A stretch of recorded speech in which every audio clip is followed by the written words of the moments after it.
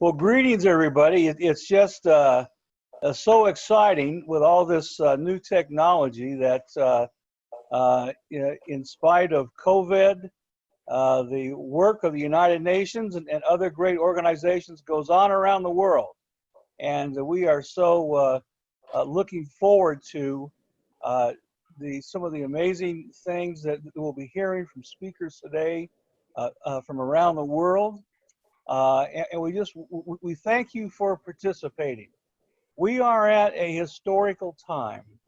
Our world will be changed, is being changed dramatically, and we're all learning new important things about the future. So it's a thrill and an honor for us to host this. This is our 11th GILP Institute, and we worked so many years with UNITAR and many other partners. It's just a thrill to see the possibilities that lay ahead. And I want to start by just sharing one word with all of you, and that word is hope. We don't have to despair. There is opportunity ahead in the midst of the tremendous tragedy that is going on. We have friends right now in Beirut. We used to live there. And what a horrible, sad tragedy, and we should all remember these precious people in our thoughts. But we also have hope that out of this will come something better for the people of Beirut and for the rest of the world. So in the midst of this crisis, we can meet with hope in our hearts and an expectation that by working together as never before, we will see good things accomplished for the poor, for the hidden, and for the hurting, and for peace. So thank you for being here today with us. And I'm going to now invite our director, one of the major, a key leader in UNITAR, Director Alex Mejia, to share a few words, and then we'll get started into our speakers. And after each speaker will be a time for 1 or 2 questions. We just have 4 or 5 minutes for a question, but we're eager to participate. And we want to provide you, each of you, with whatever tools we can of shared knowledge to prepare ourselves in positive ways for the coming years.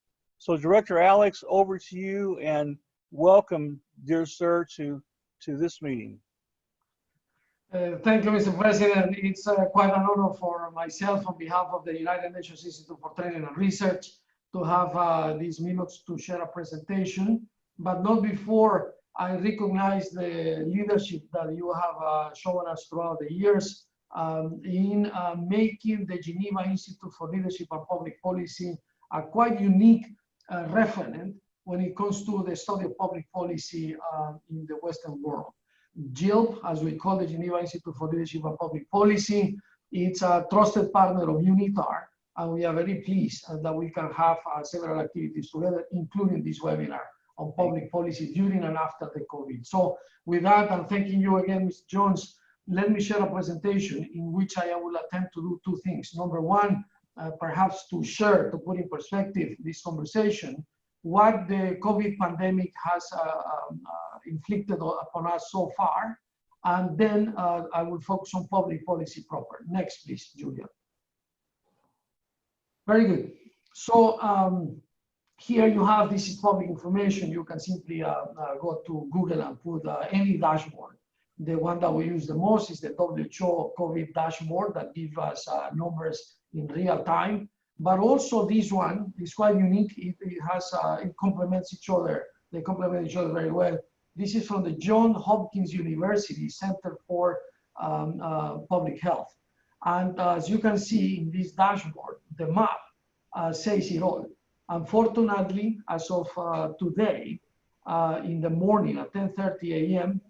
European time, we had surpassed 19 million people with the coronavirus, unfortunately. And the number to the right of the map is even more revealing and more painful. 715,163 people have died as of this morning because of the COVID. Next.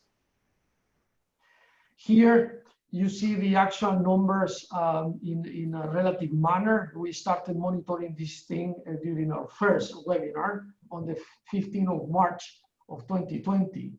It's been April, May, June, July, less than 5 months, and we went from 169,000 cases to 19 million, and the number of deaths from 6,513 to more than 700,012 deaths. 712,000 dead. So it's still very much an ongoing crisis. People in government have started preparing for a second wave of the coronavirus. We do hope and pray that this is not the case, but we have several countries. I'll give you just an example. In Europe, the case of Belgium is pretty revealing. As of the end of last week, they imposed curfews all over the Belgian territory, and particularly in and around Brussels. So there is a limitation of movement. There is no free movement anymore during certain hours, so as to try to avoid exposure and the contagion that happens when people don't respect social distancing. Why did they do it in Belgium? Because they have been monitoring the numbers, and in the last 2 weeks, now 2 weeks and a half, they see that there is a spike in the number of cases, more aggressive than what was happening in February and March. Very sad indeed. Next. In this slide, you can see the exponential growth of the pandemic to the left, and to the right, something that is pretty revealing and that unfortunately makes us sad indeed, which is that the number of cases per day, those little bars to the right are per day, continue to grow. On the 6th of August, 259,000 cases were reported around the world. Next, please. Here, I won't get into the details because we need to accelerate a little, but I simply want you to see that to the right, when you compare COVID with other viruses that have been aggressive, it is not the most aggressive. It is not the one with the highest fatality rate. But if you go to the left, you see that it is still a virus that has been causing havoc.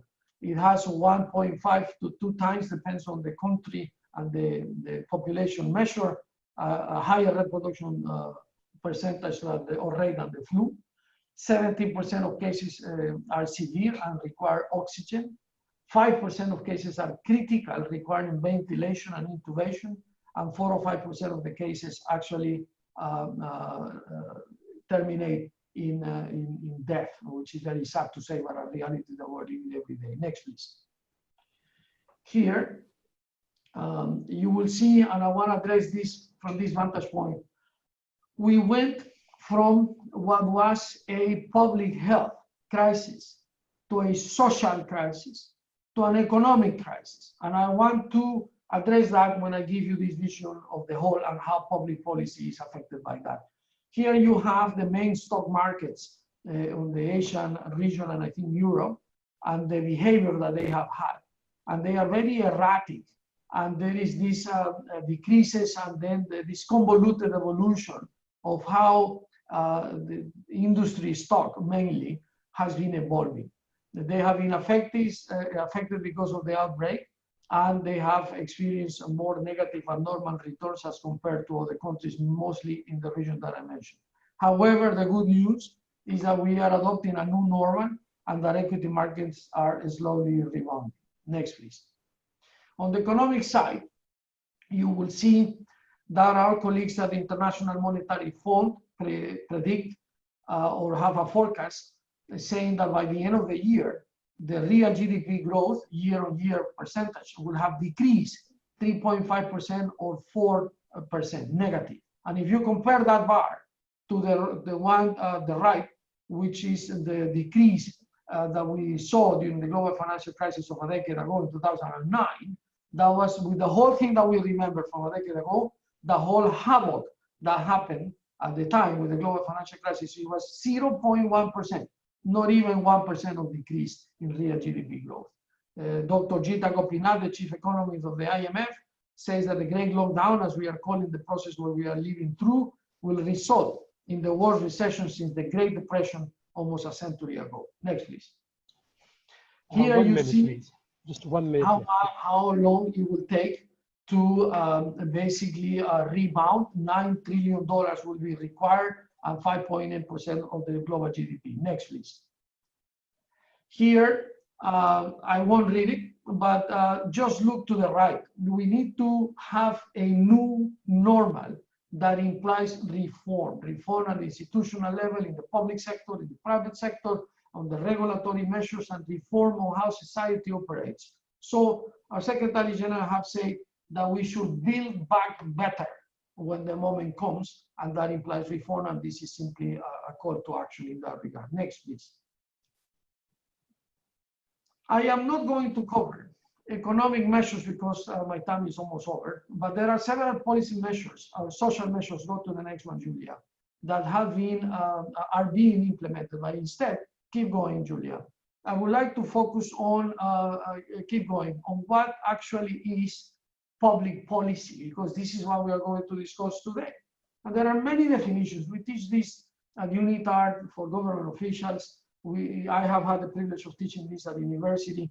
And there are several definitions, but we adopted Kilpatrick and Dean definition of public policy and law as follows. Public policy can be generally defined as a system of laws, regulatory measures, courses of action, and funding priorities. Very important, that part, funding priorities, concerning a given topic promulgated by a governmental entity or its representative. So in other words, what the government decides to do becomes public policy, and then society follows. Next, please. There is this evolution of public policy that I don't have the time to explain, but the modern approach is that the difference between modern public policy and our predecessors, because there was always a shape or a form of public policy even throughout millennia. However, nowadays, these have implied the expansion of bureaucracy, and that is a burden in itself. The creation of policy is a far more negotiated institution than it was in centuries past. It was an edict from the governor, from the king, from the prince. Today is more convoluted, especially in the era of social media. The modern approach includes the public discussion of how policies will be carried out, debates over accessibility, and existing policy revisions on an ongoing basis. Next, please. I want to conclude. There are two more graphs that if possible, I would like to show, but I would like to conclude the narrative with these two questions. I tend to ask my students if public policy is a matter of the past, is simply history. If in this 21st century we don't need public policy, everyone is connected in real time, and the minister talks to Twitter with all the constituents in real time?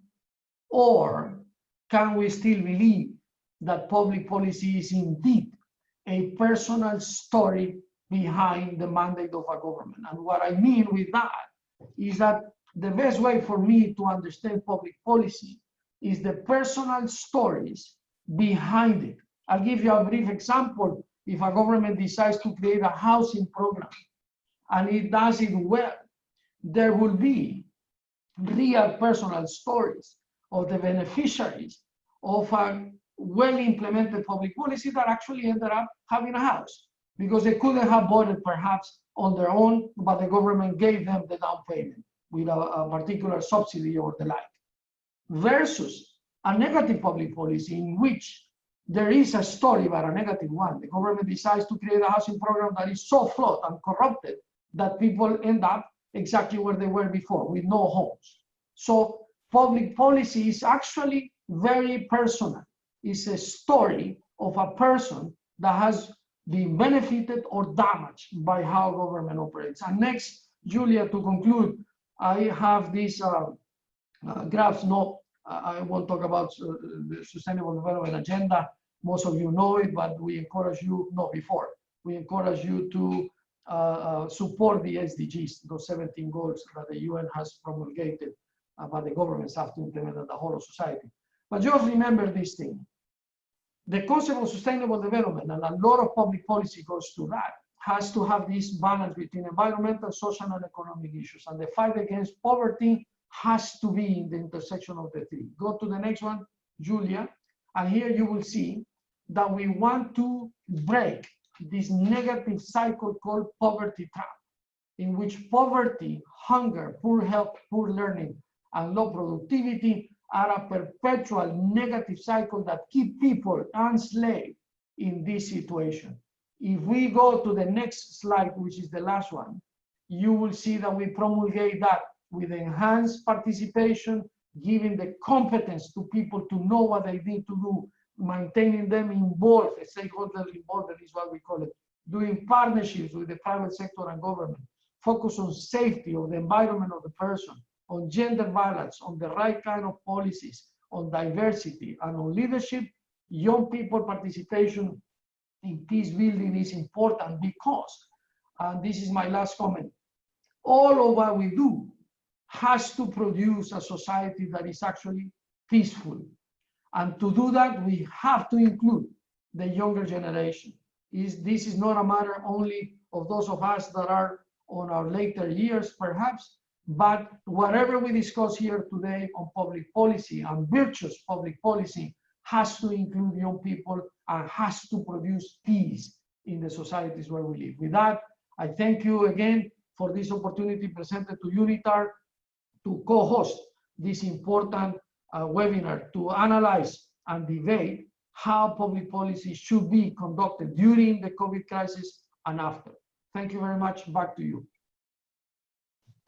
Thank you so Rex. much, Mr. Director. Thank you so much. Fantastic presentation. I want to steal it and use it. And, I want to introduce our moderator for today, Professor Medhat Iskander, who is originally from Egypt and now lives in Europe. In fact, he's in Geneva right now, and he is involved all over the world in many countries and projects, and he'll be our moderator. So welcome, Professor, and thank you for your service today. Thank you, Excellency. Thank you very much for your participation, and thank you for the introduction too. Well, Excellencies, distinguished delegates, I'm very pleased to be your moderator for today. And yeah, I'm very happy to be present in this high-level event on public policy issues in the post-COVID world. And I'm also grateful to UNITAR and to GILPP, Geneva Institute, for leadership and public organizing this event. I would like just to mention that after each speaker, will be time for Q&A. It's just a short time. We will be having 1 or 2 questions. Please just send your questions by through the chat communication, and we will try to do our best to present them. Now I want to give the floor to Dr. Art Lindsley. He's going to speak about critic economic policy for post-COVID-19 recovery. Dr. Lindsley is the president of the Institute for Faith, Work, and Economics in Washington, D.C. Dr. Lindsley, welcome to this event, and I give you the floor. Thank you for the honor of being able to share with you the topic that I've been given. Critical economic policy for post-COVID-19 recovery is, of course, a massive one. In the short time that I have, I can only give some basic thoughts, more like a bird's eye view or say a helicopter view of some of the critical principles that are there. Certainly a strange time that we're going through. There's been a half-year disruption of our lifestyle and economy, as once we knew it, an unseen virus has caused international travel to almost entirely cease and considerably limited domestic travel. During the crisis, there's both danger and opportunity. Please, Julia, just do the slide and just try to stay with me on it. During this crisis, there's both danger and opportunity. The dangers include many things, such as increasing unemployment, economic instability, worldwide hunger, hidden internal fears and anxieties. First, I want to highlight two dangers and then two opportunities. Please change the slide there. Danger one is enlarging government so that there's an exchanging of freedom for perceived security. We do need contributions from government, but we also need them from nonprofits and markets to be able to recover from this crisis. However, a great temptation in this time is for political leaders to use their power to exert increasing control over all aspects of life. Lord Acton once said that power corrupts, but absolute power corrupts absolutely. As one political activist said, never let a good crisis go to waste. Many are tempted to use this crisis for political ends. National, state, and local governments can and have used this crisis to further establish their own power and control. There's a choice to put government power up. Please change the slide there. Let's try to follow with me on this. The choice is to put government power over the freedom of people. And of course, the other alternative is to put freedom of people above government. People are sometimes willing to exchange freedom for perceived security. When people surrender some of their political, economic, and religious freedom, there are always consequences. C.S. Lewis, who is an Oxford academic, wrote as part of a series of articles, Is Progress Possible? And he argued that giving up freedom for security is a terrible bargain. He said that it's so tempting that, quote, we cannot blame men and women for making it. We can hardly wish them not to, yet we can hardly wish that they should. Despite this temptation, if people do make this bargain, the loss of freedom will lead to, he says, in quote, total frustration, and quote, disastrous results from both moral and psychological. The temptation to turn our destiny over to the state often ignores the realization that some will take charge of others. These will be simply men and women, quote, none perfect, some greedy, cruel, and dishonest, unquote. The more that people in government control our lives, the more we have to ask, quote, why this time power should not corrupt as it has always done before, unquote. Danger number two is deaths from hunger. Internationally, especially in developing nations, the crisis is acute. In the poorest villages, people are about a week away from starvation.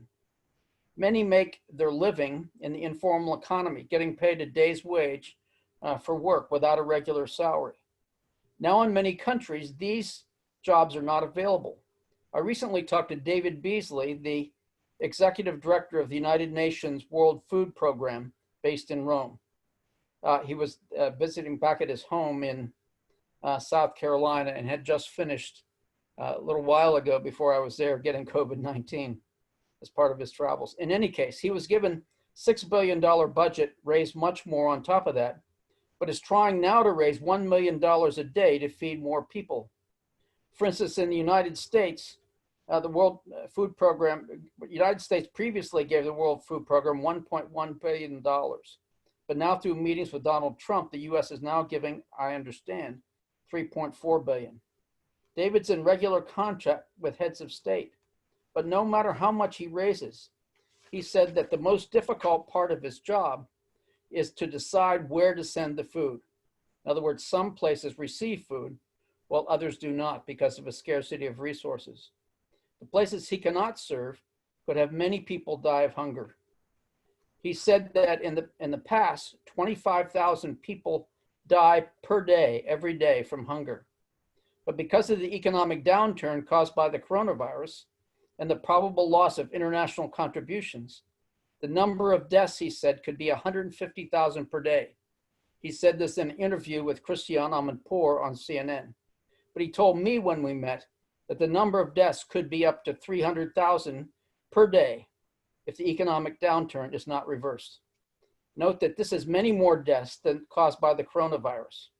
This is just one example of the way that sacrificing the economy for health concerns will cost human lives.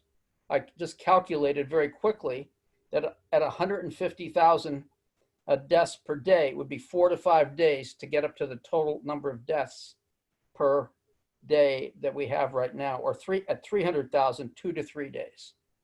So there's a real massive problem to address in terms of dealing with hunger. First opportunity, get back to the basics. There's an opportunity to reassert principles that have always worked to alleviate poverty.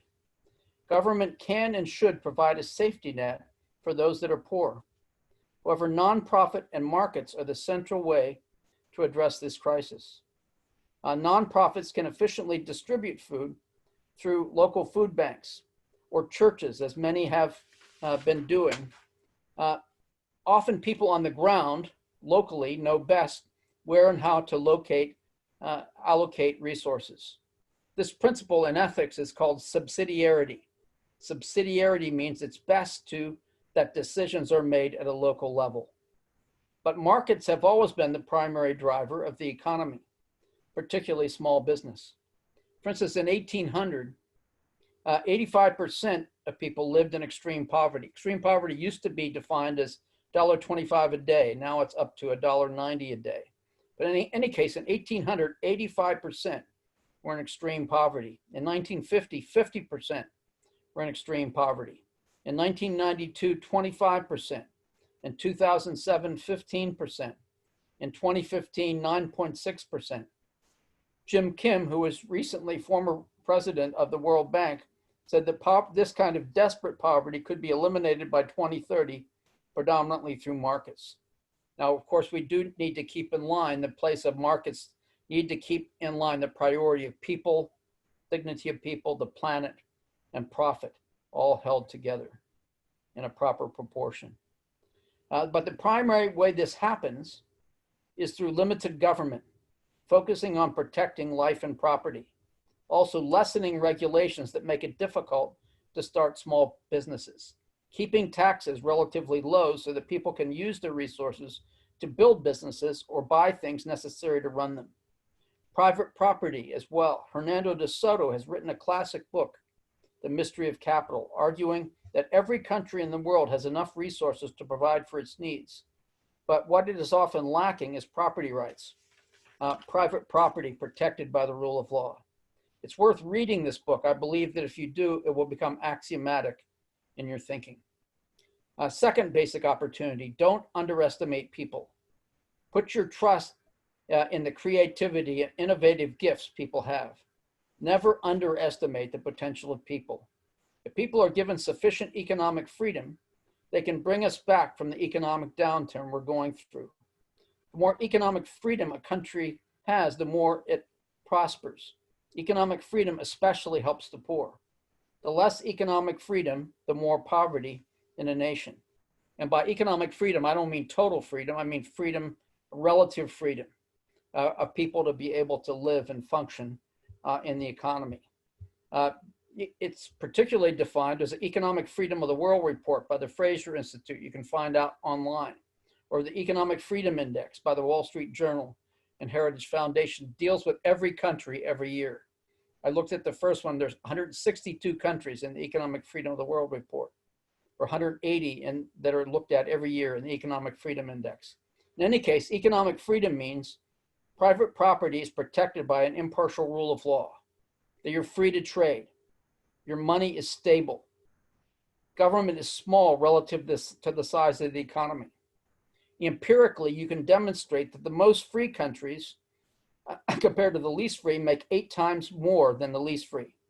The poor earn 10 times more in the most free countries than in the least free. They live actually 20 years longer in the most free countries compared to the least free. In the most free, there's less corruption, less unemployment, cleaner environment, less child labor, less infant mortality. In other words, the more free people are to exercise their creative gifts, the more a country prospers. The less free people are, the more there's frustration and less economic flourishing. So again, never underestimate the potential of people. And I think the really basis for our recovery is going to be free people up to be able to use their creative gifts and innovative gifts to be able to address the issues that are there. Just a summary there at the end. 2 minutes left. Okay, I'm going to be done right now. So again, the two thank you. dangers, giving up freedom for security, and also addressing this issue of hunger is going to be a crucial priority. And two opportunities. Go back to the basics of what always works to be able to address the economy. And above all, never underestimate the potential of people to create and innovate, and allow them to be relatively free to be able to do so. Right, thank you. Thank you, Excellency, for this presentation and deep insights on economic situation during this post-COVID. As we said that we would like to welcome maybe 1 or 2 questions. Julia, please help me if you have any questions in the chat room.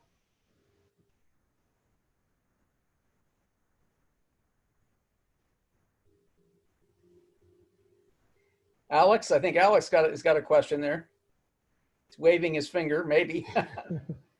I just wanted to say that there is no question, we should go forward. Okay, so if there is no questions, we will move on. And our next distinguished speaker is Professor Charles Lamento. Is going to speak about protecting human rights, will provide key platform for national recovery. Prof. Lamento is an accomplished international human rights lawyer and former criminal prosecutor. He's also founding director of Global Hope Network International GHNI Criminal Law Policy and Training Center, including GHNI Chief Representative to the United Nations. Prof. Yeah, go ahead.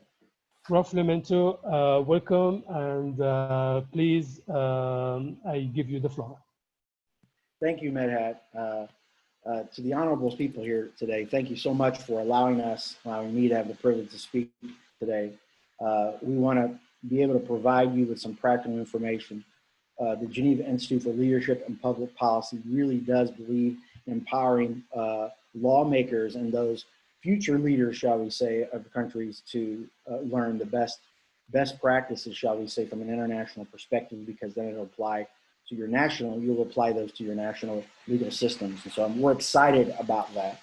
So let me start with, I'm going to be addressing the issue about how human rights and the kinds of unprecedented things and actions we have seen the government do. And that is, as society really is struggling with multifaceted devastation caused by the COVID-19 pandemic, governments really around the world have responded with unreasonable, excessive measures, draconian measures, shall we say, against their citizens, really acting under national law, under their national emergency powers, in order to stop the spread of the virus. So I have some pictures here, as you can see, but it's some of the things, I mean, obviously for the very first time, these are generally health kinds of health regulations. Of course, the health ministries of health from our countries, Department of Health from our countries, does not have the resources in order to address this. So local police were empowered then in order to go out and enforce health code, health regulations among the society. So you had different kinds of tactics. You got to see certain countries, look at some of the pictures that I have here, beatings and whippings. You have police going to religious services and giving $500 tickets to people that were inside. Worse yet, actually there are cases we've seen that going into religious services and actually stopping the religious services and arresting the pastors or arresting the leaders of the mosques or temples. And so look also here to the right where you actually have government officials telling the public to report violators. I mean, this is, again, unprecedented. And I think it's true. I think we can all agree that this pandemic, based on some of the really poor decision-making activities we've seen from our governments, really has exposed the character and common sense weaknesses of our governmental leaders. And I think our elected officials, shall we say. So this is something that we must now address, even post-pandemic, is what then do we do right, about this, and to prepare for the next kind of emergency power, or rather, next kind of national emergency, or rather, national public health emergency. Before we get to the Switzerland case study, I want to say, really from an international law perspective, is yes, international law starts with obviously the Universal Declaration of Human Rights and other international treaties that gives the countries have agreed to.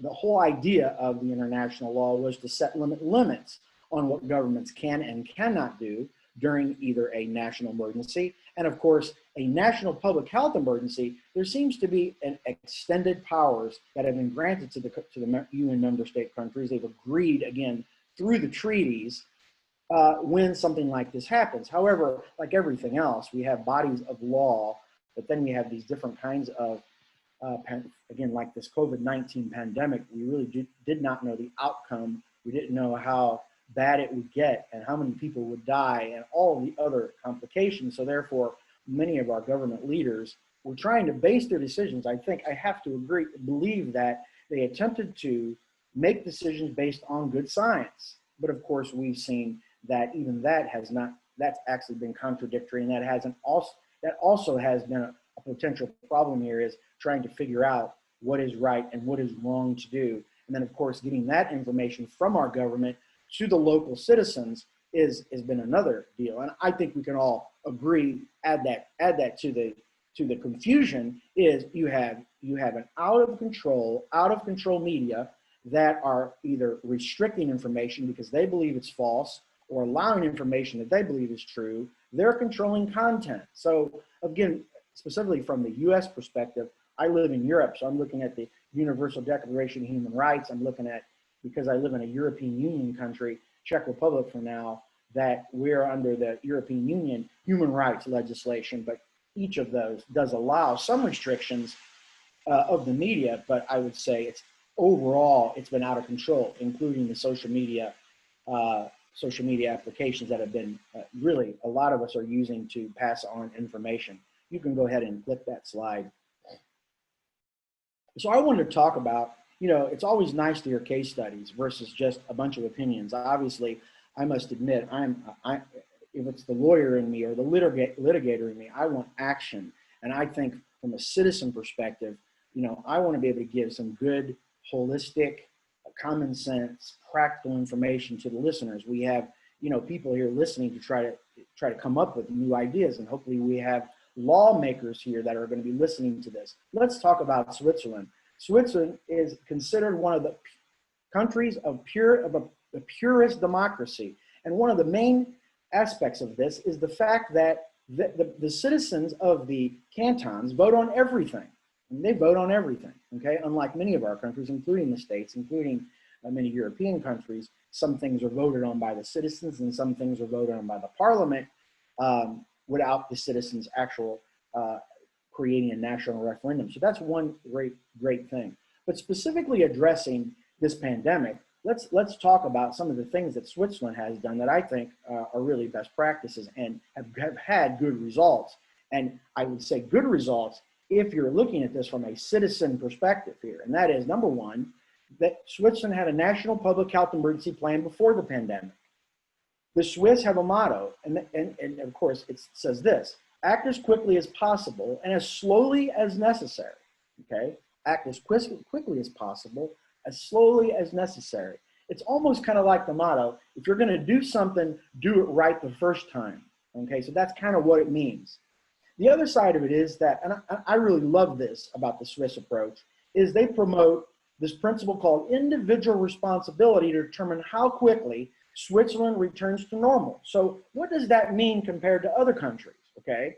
So they do everything in their power to not be heavy-handed and not be so threatening in how they get their citizens and people that are in Switzerland in order to do the things they need to do so that Switzerland can get back to work and the least amount of people can get infected with the virus and of course die. So they put the responsibility on the individual. Another interesting thing about their, yes, they have a bicameral system. It's true that they have a federal and canton separation of these jurisdictions. and that they really don't have necessarily a central government role, that they share the power. It's bicameral in every sense of the word when you're looking at it from a Swiss perspective. The other side is that, at any time, 2 minutes left. 2 minutes left, please. So at any time, individuals of any of the cantons can decide to vote. You need so many signatures to vote and to vote down what the government is doing. I also found what's interesting is that in each canton, they have what we call religious committees. And these committees are elected by the cantons. And they decide, not the federal government, they decide what the churches, temples, and synagogues, mosques, what they do and what they cannot do. So that's very interesting because it takes the federal side, the federal control over that issue. Go ahead and click the slide. Okay, so 6 ways to protect human rights during and after a national emergency. Protect the people's lives and their livelihoods first, and that must be priority. Civil society, public industry sectors must work together. It's clear now, it's clear. I also would add that I love this, so over the past couple of years, I'm seeing even at the UN, a talk about citizen-based initiatives. Look at what France and the UK are doing with citizen assemblies. These are randomly elected citizens from 16 years old all the way up to seniors in all different positions, taking part in helping the government with environmental crisis legislation. So it's so amazing, because when are the politicians going to get a clue that they must include the citizens in their everyday decision making? Why not include them? It also puts the politicians under check and balance by the actual citizens. And I would say, lastly, that governments must officially return all human rights to people. As national emergency powers, please never forget this, are temporary and limited in duration and scope. So go ahead and hit the last slide.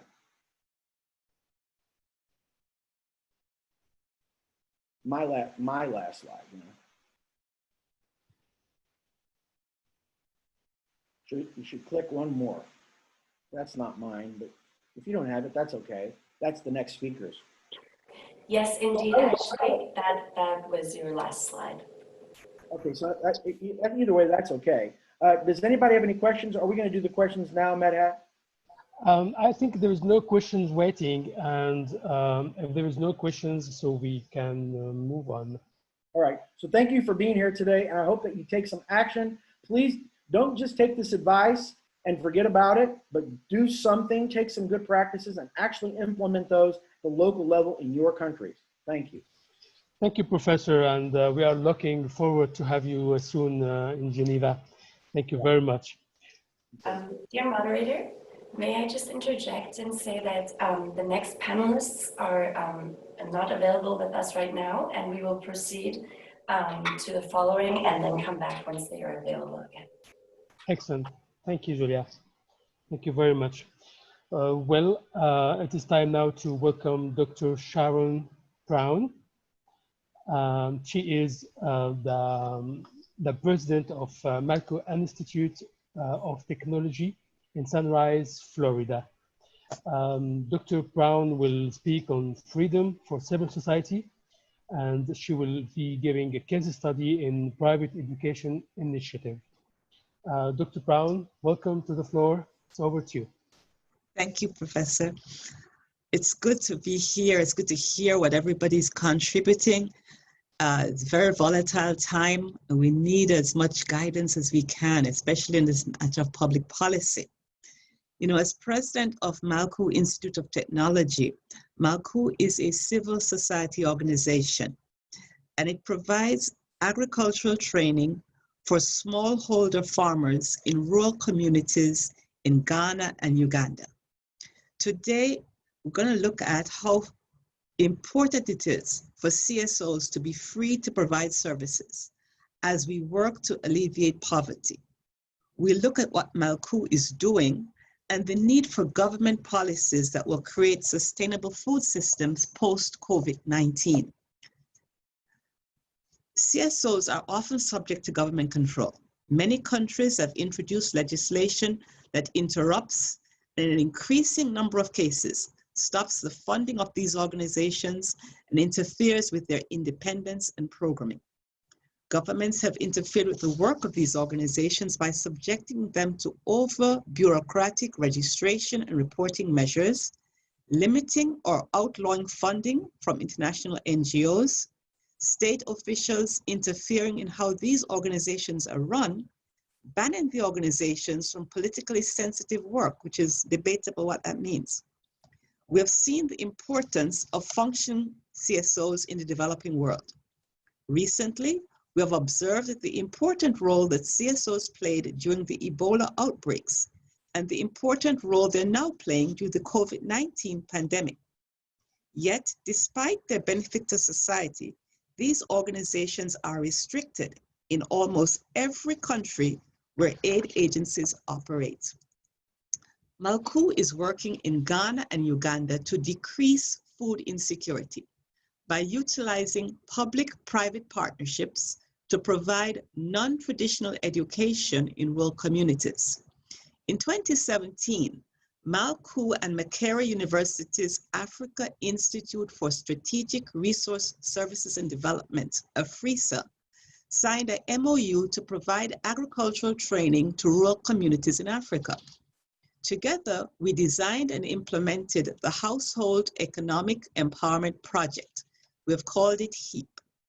HEAP trains farmers in rural communities, teaching them to establish agribusinesses.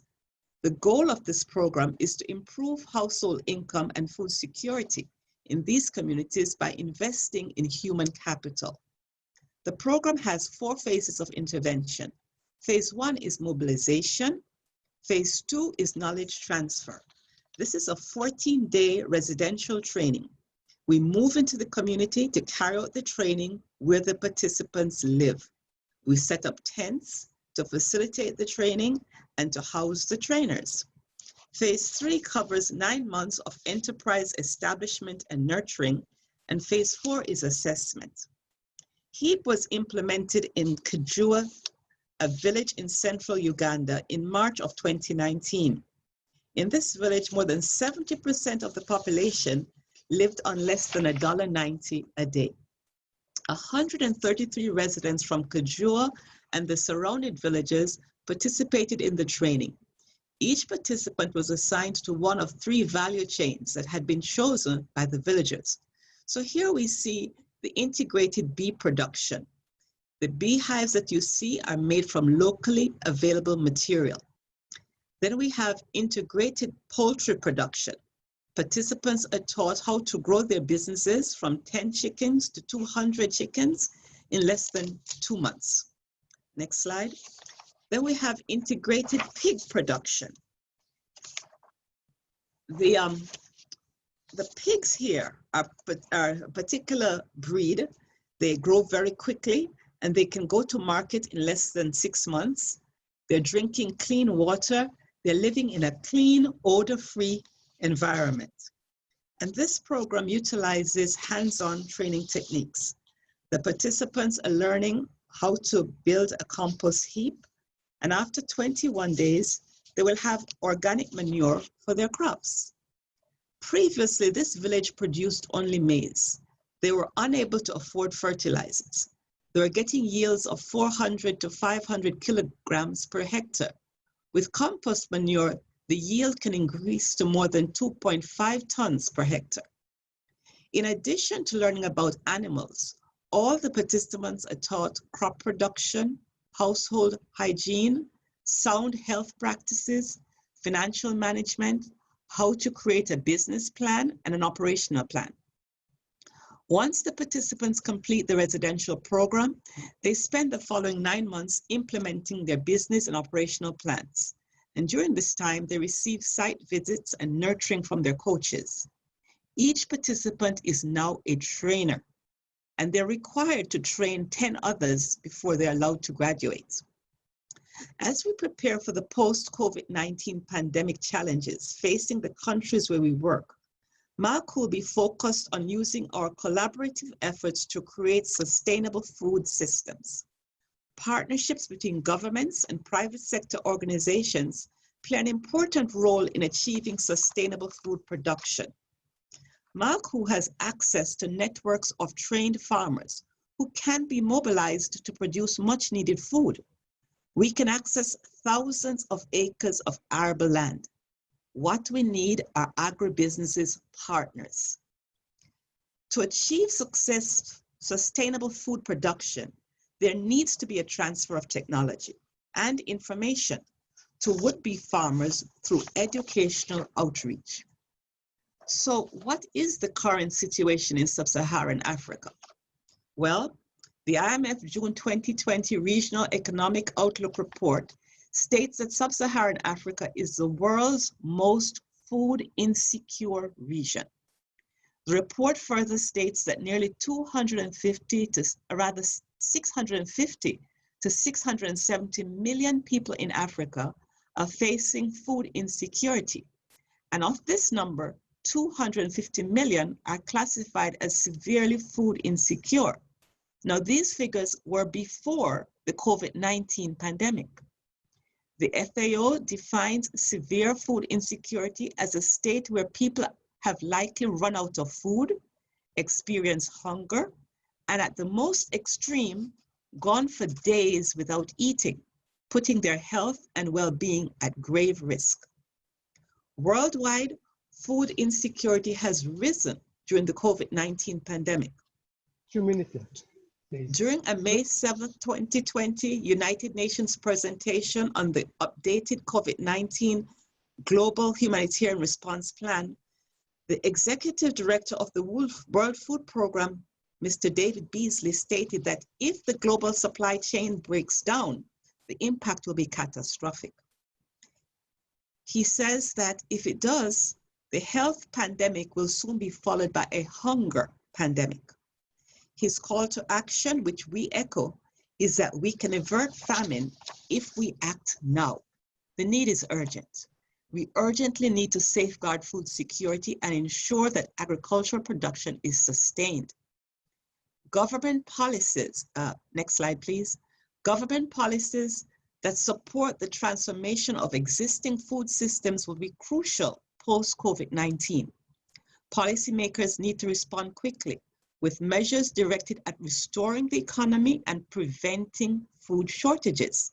They also need to remain focused on the long-term need to obtain food security by strengthening food systems. We have the capability to prevent the unnecessary deaths of millions of people through targeted investments in the people who live in food insecure communities. The challenge we're facing is how to rapidly create sustainable food systems before our food supply is severely impacted. Most countries have the resources to build these systems, and they can do it with collaboration between governments, non-governmental agencies, both local and international, and farmers. The goal is to build resilient, sustainable, and self-sufficient food production and distribution systems in all nations. Thank you. Thank you, Dr. Sharon. Thank you very much for all you do for the work of the Institute and the hunger and poverty in difficult countries. Thank you so much for your contribution. Thank you.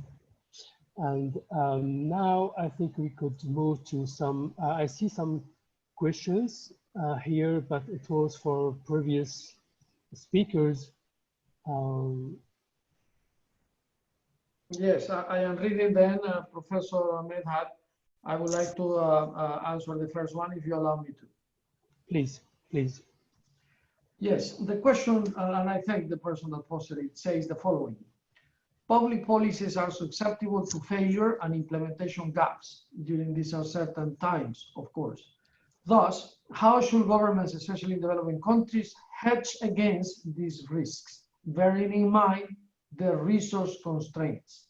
So I will tell you, indeed, I need to mention something. I have some experience as a policymaker myself, and the same as Senator Jones. I was a member of the cabinet in my own country, the Republic of Ecuador. I come from Ecuador in Latin America. As a government official, you understand in a developing nation, which is the case of my country, that resources are always limited. I have had to make decisions between paying nurses, teachers, and doctors versus soldiers and police. And it's very complicated because security is important, health is important, and education is important. But if you have limited resources, you have to make difficult decisions. Several of the speakers here understand fully what I say. So from that vantage point, the reality of the resource constraints, and especially the exacerbation of the budget limitations during the COVID, how can we indeed guarantee that public policy implementation does not fail, that the implementation is virtuous and positive?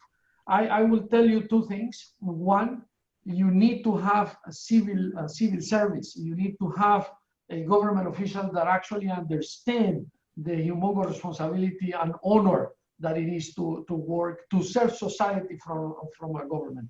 Unfortunately, in developing nations, including mine, you will find, and everywhere, also in developed nations, you will find that there are some government officials that see what they do as a job, to get a salary every month, at the end of every month, and don't really have the passion, the mission, the sense of duty. So we have to work in building capacity and the right attitude in government. Number one, capacity building is important. I work at the United Nations agency in charge of capacity building, so that's very close to me. And the second thing that I wanted to mention, using an example, I was very sad to read last week, or a few days back, that UNICEF has reported that as of last month, 258 million children are out of school because of the coronavirus. I'm going to repeat the number.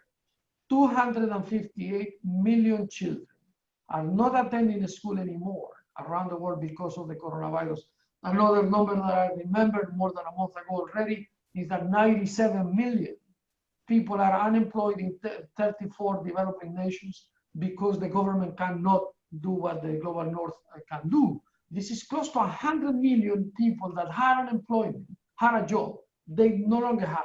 So what can the government do in those settings? I told you, one, ensure that the public sector actually have the right capacity and the right people. But number two, I was going to say, to conclude, I believe that there is always, even with little, you can do a lot if there is a sense of integrity and leadership at the highest level in government. So not only the whole of the civil service, but whoever is in leadership positions should remember that integrity is very important, because corruption, and that's where I want to go, takes away a lot of the resources that should be there to serve these people so they don't lose their employment, to ensure that those kids can actually go to school. But if, and I'm going to use a number that has been somehow difficult to corroborate, but last decade, the first decade of the 21st century, it is said that as much as 6% of the GDP of the Latin American region, this is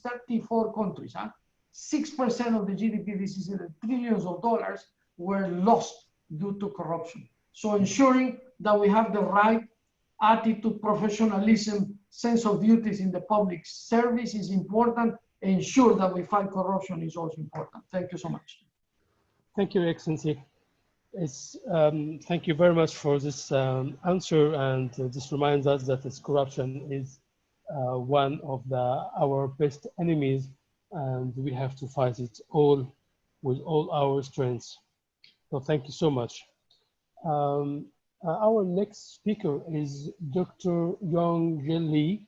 I don't know if he's online. He is there. He's online. I just talked to him a little bit ago. Great. So he should be there. Great. Just Welcome. unmute him. I guess he's been muted. Okay. Dr. Yong Lee, are you there? Yes, I'm here. Great. Okay, you can listen. Welcome to this event. Thank you very much for being with us. Dr. Yong Lee is going to speak about the Korea case study, Korea City case study of transformation. I just would like to present him. Dr. Lee is a special assistant to the governor in foreign affairs and unification for the government of Gangwon and the Republic of South Korea. And he's also the international vice chancellor of Komi University. we welcome you, and the floor is over to you, sir. Right, thank you. Thank you for giving such a wonderful opportunity for me and my colleague, Pastor Lee, are here. In fact, the governor, Moon Choi, is supposed to be here with us, but you know, all of a sudden, there is a heavy rain, and it caused a disaster. You know, heavy flood was caused, and 6 people were dead on spot. So the governor was called to the spot to take care of the situation. That's why he conveyed his, you know, word of apology to us. That's why he is not available in this room. So let me present to you about the Korea case. That is in fact related to how the Korean society is responding to the COVID-19 crisis. But before I touch that area, let me go back to what we were about 70 years ago. Gangwon was one of the poorest area in the nation and also in the whole world. We needed assistance. We could not stand up ourselves, so we were terribly devastated with the Japanese rule and the Korean War that broke in 1950.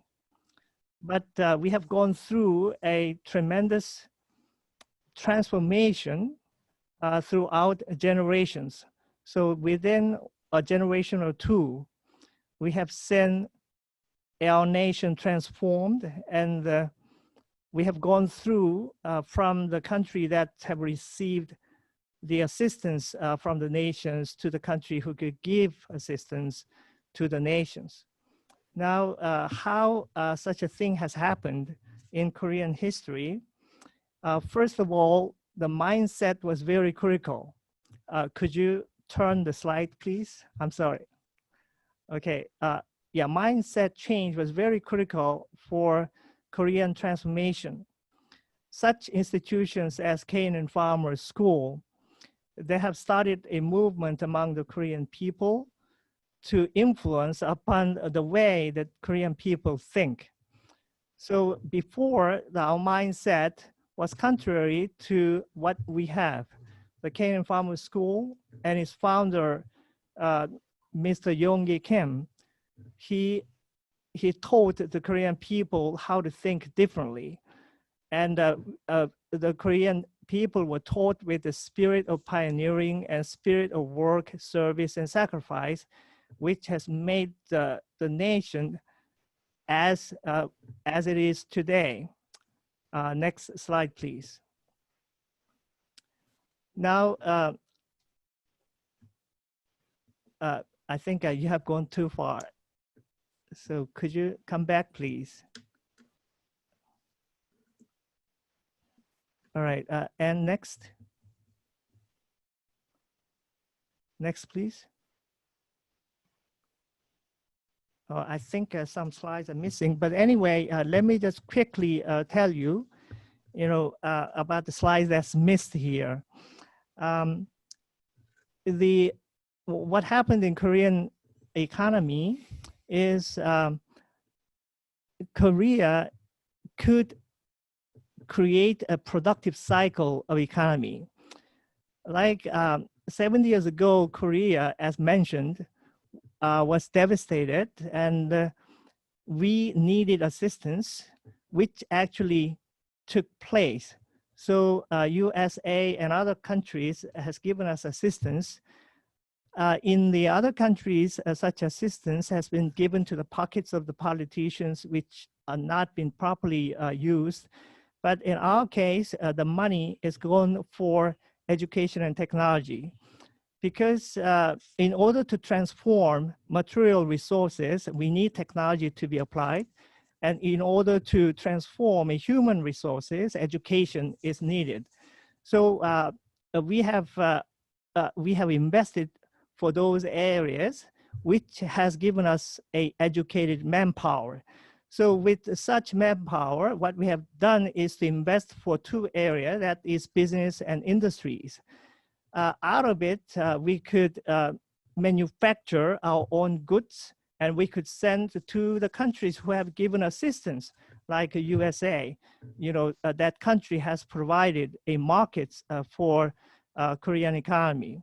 So we could accumulate, meaning that, you know, we could have a capital formation, and it makes Korean economy sustainable.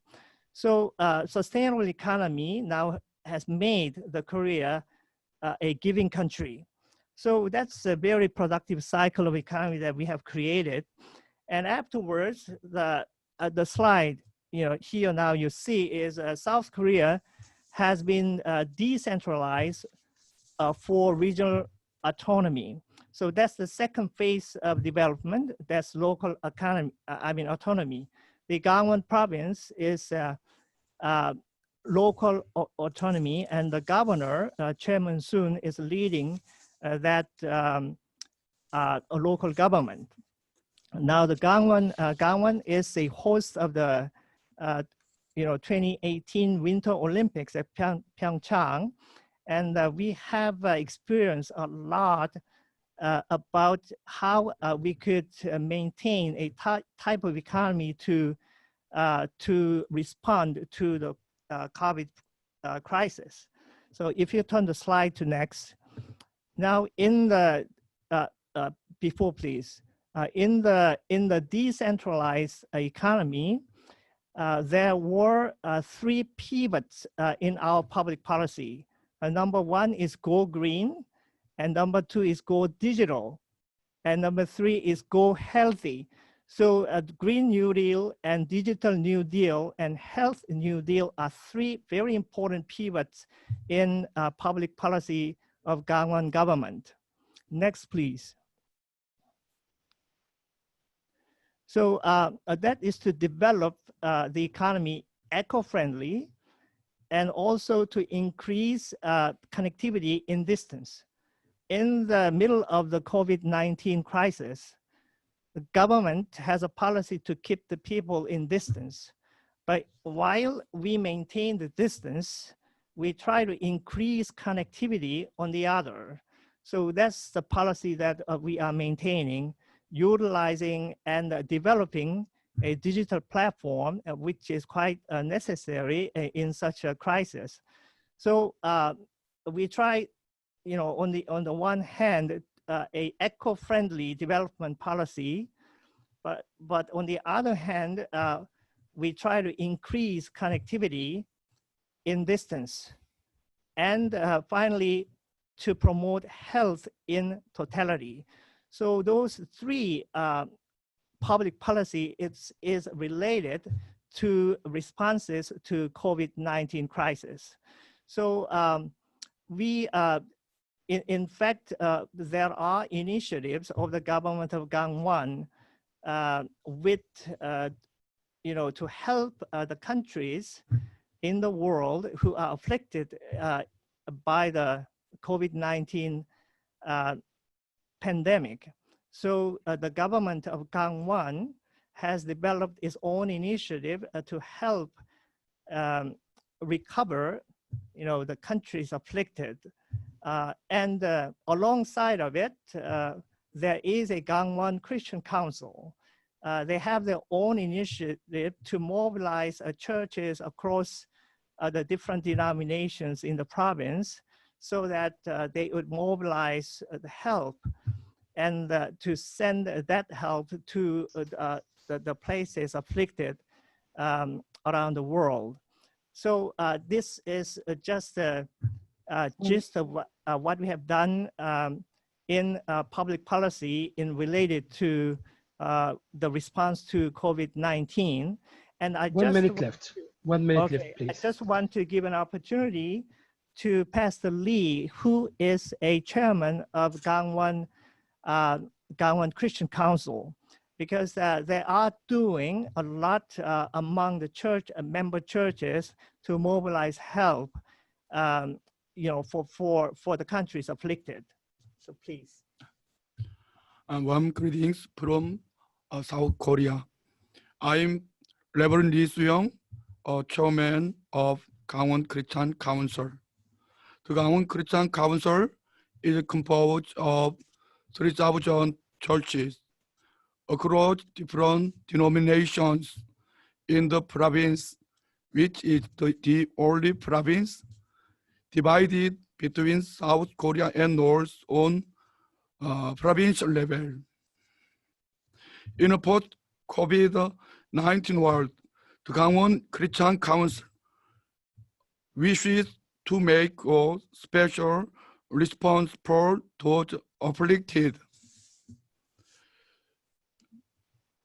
In 2009, the Chuncheonpul Gospel Church, which I'm currently serving in, helped 10,000 children with TB in the afflicted place.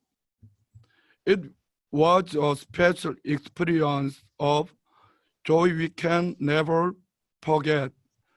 To assist the people in the other help when they were in crisis. COVID-19, which the whole world is severely suffering from, is a much bigger threat in scale and degree. It is crippling countries as never before. We with other churches in the province would like to extend help for those who are afflicted. These countries are currently suffering from devastating flood as well. They are in dire need of medical assistance and basic food supply. The Gangwon Christian Council wants to move forward in influencing upon the formation of relevant public policies and actions. I'm glad to see that the Governor Chairman of the Government of Gangwon has been trying hard in such direction as he tries to set up relevant public policies. 2 Gangwon minutes, please. Christian Council 2 would- minutes, please. Okay. would cooperate with the government of Gangwon, the governor's prayer, breakfast, and international communities. Thank you very much. May God bless upon all the efforts, and may the Lord bless you all. Thank you very much. Thank you very much, Your Excellencies. Thank you. I see that any questions for Dr. Lee? I don't see any questions. If there is none, I would move on to our next speaker, and Dr. Freddy El-Bayadi. مساء الخير Dr. Freddy. Thank you very much for being with us, and I would love to welcome you. And you're going to speak about key role of engaging minority for transformation. Dr. El-Bayadi is a medical doctor, founder and CEO of Salam Medical Center, Egypt, and elected member of the Supreme Council of Egyptian Protestant Churches, as well as the president of Egyptian Social Democratic Party of Calliopeia State, Egypt. He is also a former Egyptian senator. Dr. Freddy, welcome, and the floor is over to you. Thank you. I'd like to start with the definition of minority. Can you start the presentation, please? Yes, thank you. Sociologist Louis Wirth in 1945 defined a minority group as any group of people who, because of their physical or cultural characteristics, are singled out from the others in the society in which they live for differential and unequal treatment, and who therefore regard themselves as objects of collective discrimination. The term minority connotes discrimination, and in its sociological use, the term subordinate can be used interchangeably with the term minority. While the term dominant is often substituted for the group that's in the majority, these definitions correlate to the concept that the dominant group is that which holds the most power in a given society, while subordinate groups are those who lack power compared to the dominant group. I note that being a numerical minority is not a characteristic of being a minority group. Sometimes larger groups can be considered minority groups due to their lack of power. It is the lack of power that's the predominant characteristic of a minority or subordinate group. For example, can you please don't change slides? We are still at the first slide, so please go back to the first slide.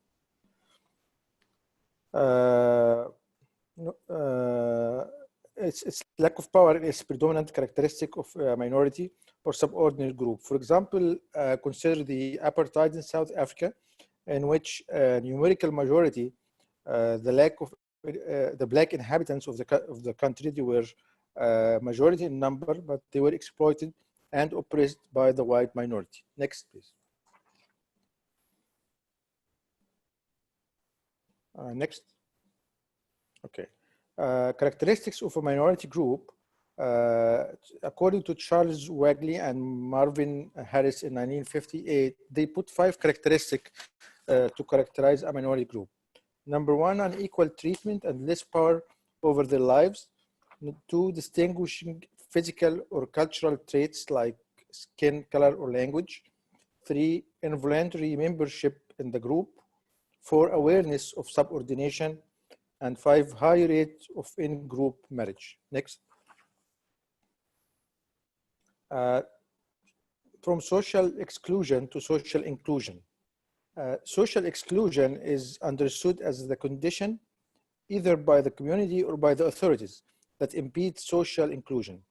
Social exclusion is a process through which individuals or groups are wholly or partially excluded from fully participating in all aspects of life of the society in which they live, on the grounds of their social identities, such as age, gender, race, ethnicity, culture, or language, and or physical, economic, social disadvantages.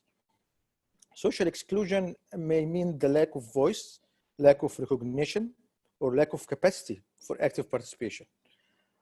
It may also mean exclusion from decent work, assets, land, opportunities, access to social services, and or political representation.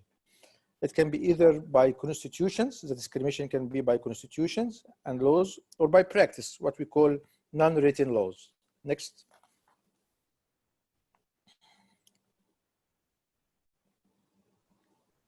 Next, please. Why there is a need for engaging minorities? Number 1, excellence in minorities. Part of the psychology of the minorities that they tend to excel in different fields to make up for their oppression and the lack of fair and equal opportunities.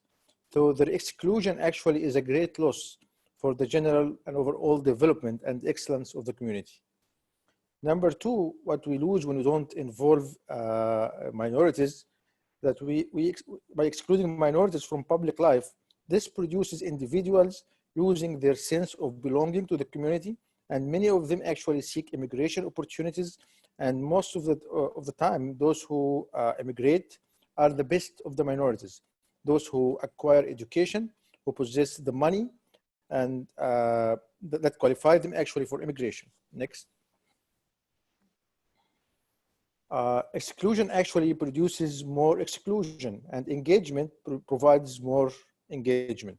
Excluding minorities creates an overall public attitude and marginalization of these groups, communities who didn't see a woman in leadership position, for example, they won't trust to vote for a woman in a leadership position.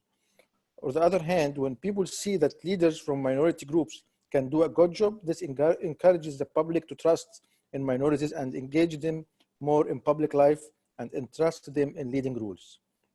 Minority influence is often thought of as more innovative form of social change because it usually involves a personal shift in private opinion. Next. Challenges in engaging minorities in community transformation. I'll summarize 2 points in the challenges. The first thing is the resistance of the minority group themselves. Many times the minority group, they don't like to share in public life. They prefer it to be isolated in their minority groups. And the second challenge actually, another point that an example for centuries in Egypt, the Christians of Egypt didn't care much to share in the public life. Like 15 years ago, before the 2011 revolution, they wouldn't actually, most of the Christians wouldn't go to vote, for example. They would think that they don't count, the government doesn't care about them, they won't change much, they won't be put in leadership positions. So why would they care about going and voting or sharing in public votes and public transformation? Next. The marginalizing practice, the third thing, the marginalizing practice and the lack of trust by the majority in the community based on ignorance, either ignorance or fanaticism to the majority group. To the minority group. The majority group actually practices the discrimination against the minority group. So this is a big challenge. Fourth is the political regimes who like to keep dealing with minorities as minorities. And this actually ensures for them the loyalty. And many times the authority uses majority as a scarecrow so that they can scare the minority who always feel that they need the authorities and the power of the regime to keep them safe from the hazards of the majority. 2 minutes left. 2 minutes left. Next. I'll give actually an example. It's a case study by SMC Salam Medical Center that I was honored to initiative we started in almost 20 years ago. Actually, this was an example of leading by example, that how a minority would actually put a model for transformation. SMC rule actually in healthcare community started, the project, the initiative started by a minority of the minority in a community of 400,000 population north of Cairo. The minority actually, the Christian Coptic Orthodox are 3,500 and the Christian Protestant are only around 35 individuals in this community. And this actually the minority of the minority which started this initiative is to serve the community, provide quality health care to everybody, and this by involving everybody in the community from different faith backgrounds to share together in supplying quality health care affordable to everyone. Most of the time it's offered for free of charge. Next. Skip this, please. Okay. This is, like was to share a personal experience with the parliament when I was in the parliament in 2013. I did a movement inside the parliament to change the elections law and to put what we call positive discrimination, like a quota for women, Christian and young people, that in the electoral list, they must be elected from each district, representative for women, for Christians, and for young people. Because those groups actually, they will not be commonly put in leadership positions and people wouldn't go and vote for them. So my suggestion was that a temporary, what they call positive discrimination, if they put in the elections, then people can see them in the leading roles and they can trust them. And we succeeded in changing the elections law And we had a number of representatives from this minority group. Next. I would like to conclude with this slide. What we experienced at SMC, before this one, previous one. Sorry, next one. Next one. Next. Yes, this one. At SMC, we started by the question, can we do it?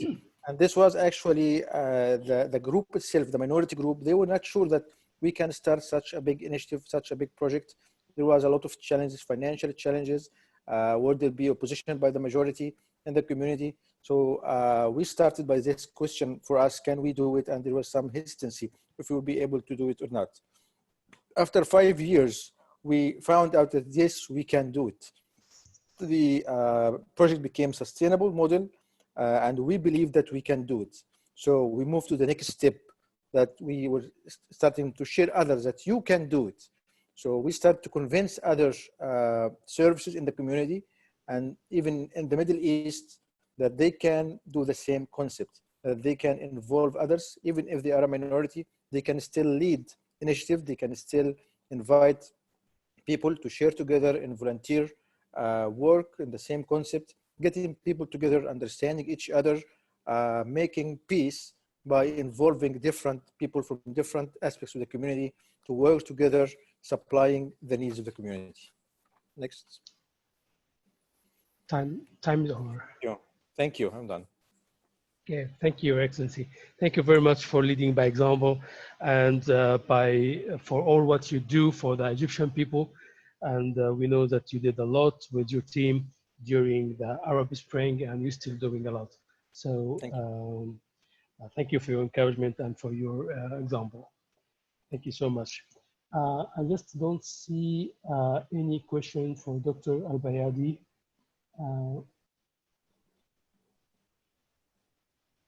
I don't see any questions for Dr. Al-Bayadi. If there is none, I will move on to our next speaker. He is Dr. Martin Atanda. He's from Nigeria, and he is a Global Leadership Team Director in Africa region for Global Hope Network International. Welcome, Dr. Martin, with us. Thank you. Thank you so much for being with us. The topic you will be speaking on will be the private sector initiative that are eliminating rural poverty for you to access. So, Dr. Martin, the floor is over to you. Thank you so much, Medhat. Thank you. What a joy to be here. And thank you, Hal Jones, for the platform given to me to share. Your Excellency, Alex, thank you for, wow, what a comprehensive stuff you have presented. Are we permitted to use some of the points you have raised? That's the question for you, please. So when they are responding, please let us know if you can use some of those resources that you have presented. Thank you. Poverty is a major issue in the world today. And that's number one, the first of the SDG goals of the UN. In fact, some statistics show that about 50% of the people in the world are living in poverty, meaning $2 a day or less. And to put it in perspective, in the US, a cup of coffee is $3. So a cup of coffee for somebody in the US is what somebody else is feeding on in the majority part of the world. Next slide, thank you. But among the poor globally, there is a massive percentage that are in the rural places.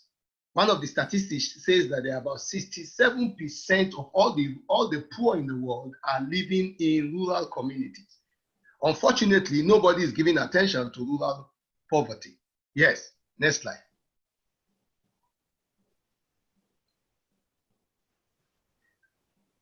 The pandemic has further complicated the difficulties of the poor in rural communities, from lockdown to travel restrictions, border closure, physical distancing, and the basic hygiene issues, wearing of face masks. All of these things are strange to those who are in the rural communities. They don't know much of these things. They are not familiar with it.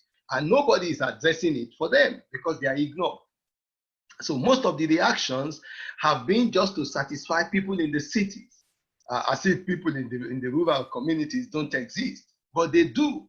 And in fact, they are the most vulnerable because they have no health sectors, no health facilities.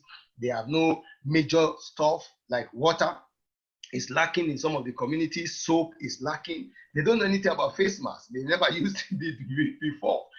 They have not been educated about face masks. The technology to spread information on how to prevent coronavirus, they don't know. Nobody has communicated that to them. Government presence is minimal. NGO presence is also limited in most rural communities. Next slide. The COVID vaccine is in process.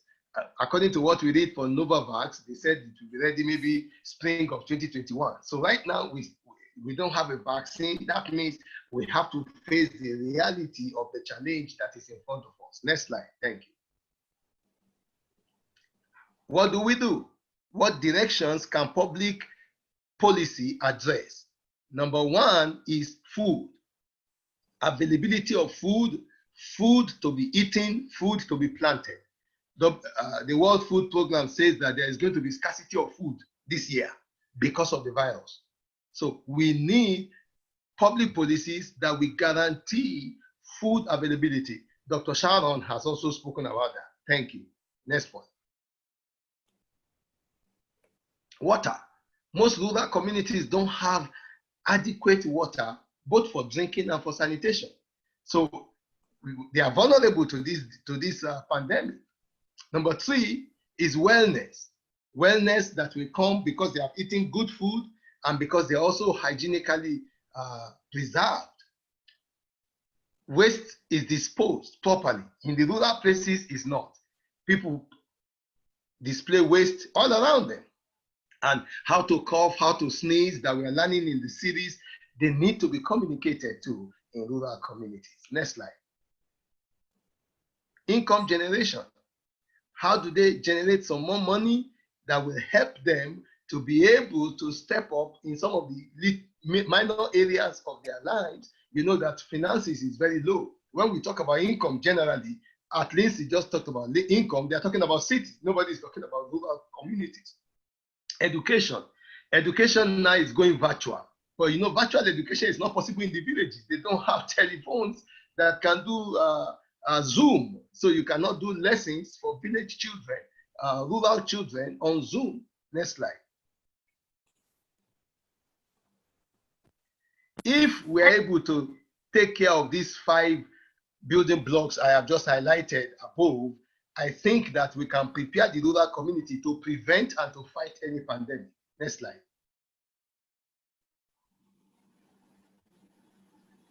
Therefore, I want to encourage government to take initiatives and partner with groups like Global Chain Network, GHNI on Transformational Community Development. These are platforms that can be engaged to spread impact into the rural communities.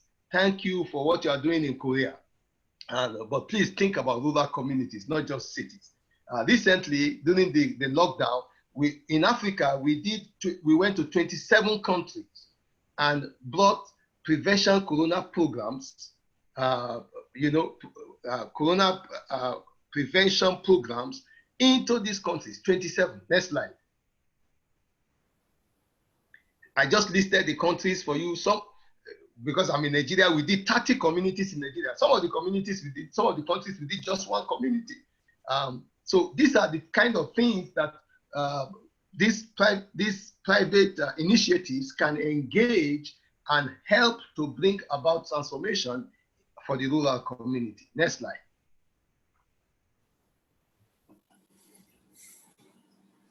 From relief food, this is one of the things that happened in Kenya, to teaching them how to sew face masks in rural communities, to how to wash their hands with soap and water. You know, we used to talk about washing hands.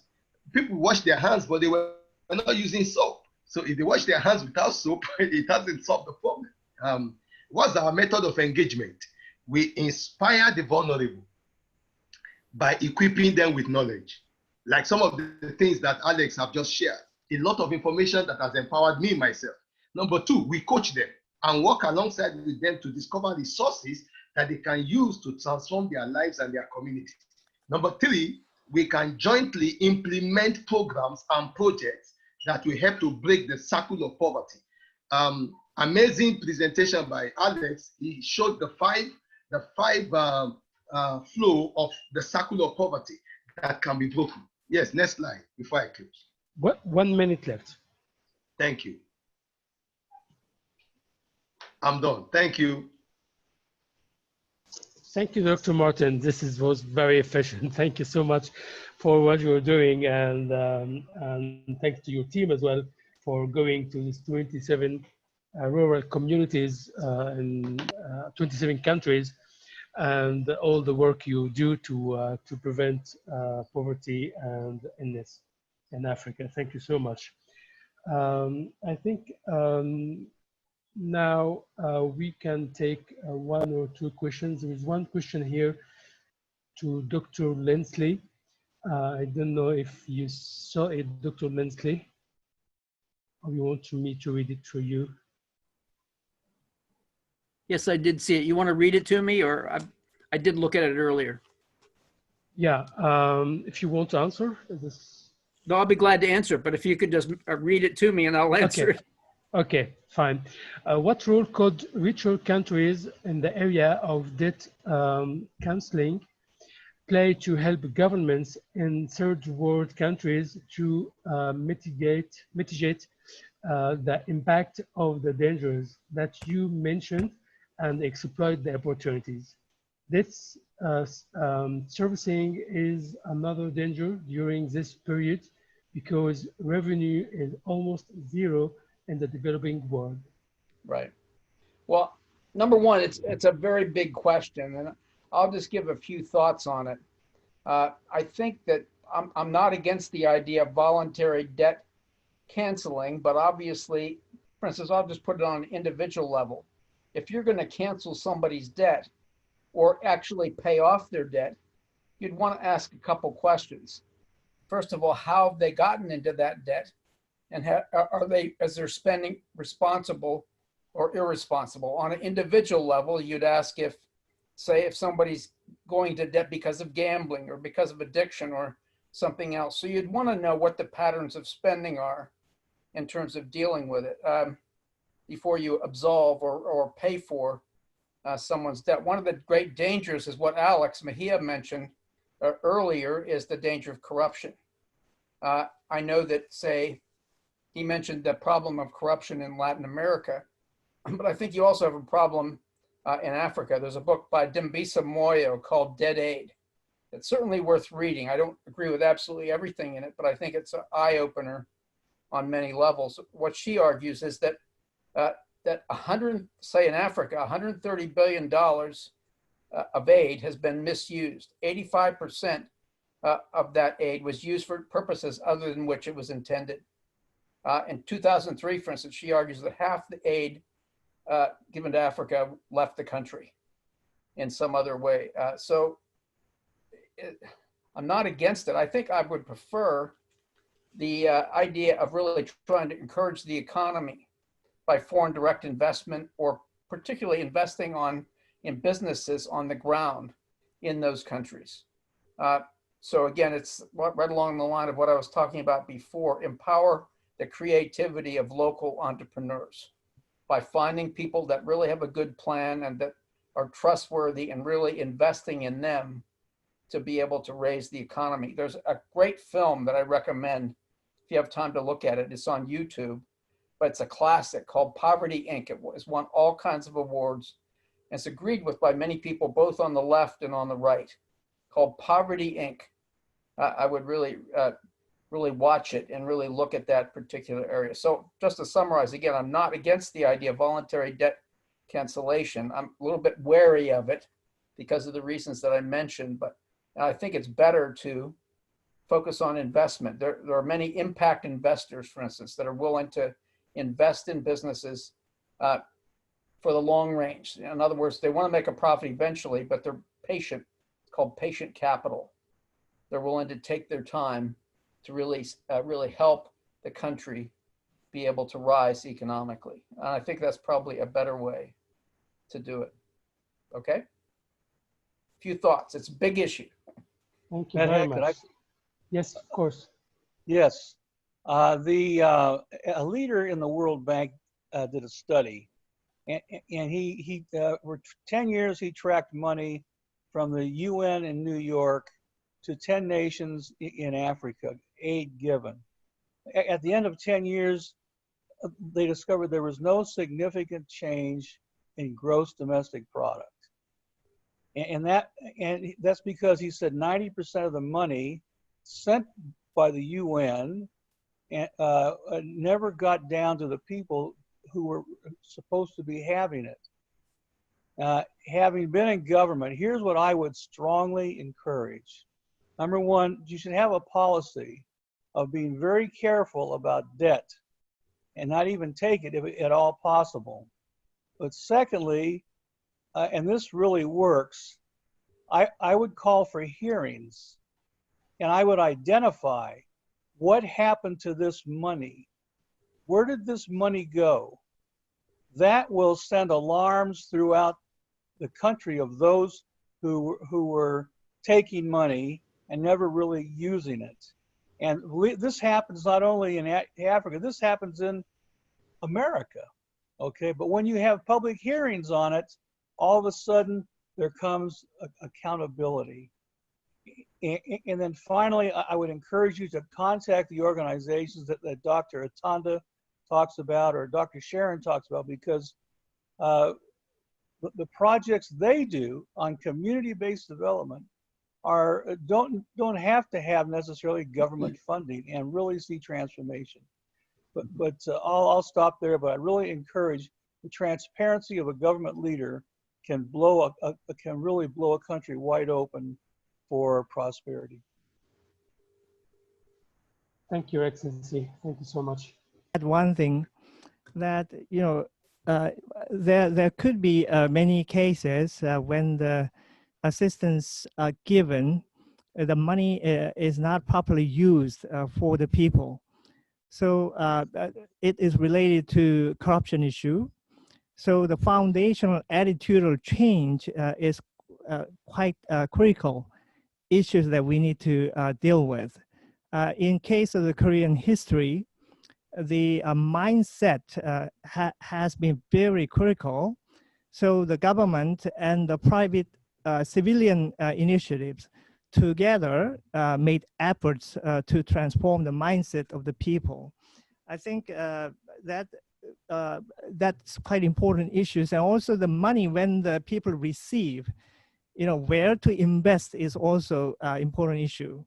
So from the experience of Korea, the money is used not for the private gain of the politicians, but used for the investment of technology and education. Yep. Thank you. Thank you very much. Thank you, sir. Thank you very much. I think our time is almost over. I don't know if Mr. Hal Jones, do you want to say like a word at the end, or Mr. Alex Mahia? Your Excellencies, you're welcome just to say a final word if you wish. I will let Director Alex go first, and then I'll get the last word.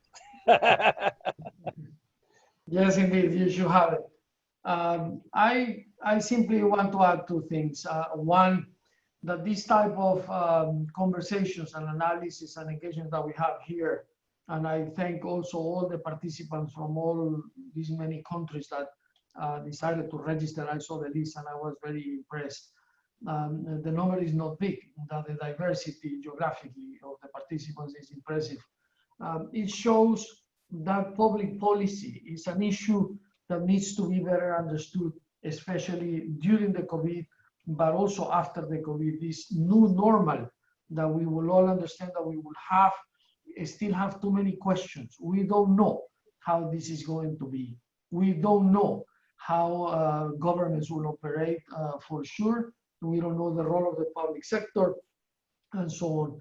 So we need to continue this analysis and this conversation. But my second comment, of course, I work for the United Nations, so allow me to issue a reminder here. All what we had advanced since the year 2016 until now, almost 5 years, in the fight against poverty, in all the sustainable development process through the sustainable development goals, all of that is at risk of being lost. And we should do whatever it is in our capacity to protect it. Because if you can think, what is really the role of an agent of change? What is really your role? What you can do? Whoever is listening, whoever is a panelist here, we can all make a difference, no matter how small, how big. We have to protect what we have been doing. Is not the UN, it's the national governments actually doing. We simply support the process again to improve the standard of living, to protect employment, to improve education, to improve health systems, and so on. So if you want to join us in this quest, go to the Geneva Institute for Leadership and Public Policy website, go to the UNITAR website, or read wherever you want more about the Sustainable Development Goals, and talk to your elected representatives, talk to your government officials, and remind them that it is our mission indeed to protect the poor, to protect the vulnerable, the refugee, the migrant, the minorities. So with those two messages, I'm thanking you again, Mr. President. I sincerely appreciate the opportunity you have brought to UNITAR to have this conversation. Thank you very much. Thank you so much, Director Alex, and all of you speakers today who have gave your time. Thank you for all of those who came. I'll leave you with 3 words. Number one, this institute was started for the purpose of communication. The more we can communicate best practices, the more we can change things. It was conferences like this that really changed my effectiveness as a minority party member in my legislature, because I learned how to work with other people to make things happen. Secondly, please look out for champions. It's the champions that want to see change in the country for the good that you need to latch on to, because they will work diligently because it's part of their calling. And those are the folks we want to engage at the very grassroots level, like many of you. Finally is collaboration. Collaboration between international organizations, between national governments and the private sector. And working together makes for progress. And so I really leave those 3 words with you. We hope we've been able to serve you, and we want to continue to support all of you in any way we can with information so that we can move ahead towards the wonderful goals of the SDGs, which we totally support. Thank you very much for being here with us. Thank you, Medhat, for your leadership here today. And God bless you all. Have a great weekend. Thank you very much. Thank you very much. Have a safe, great weekend. All right. Thank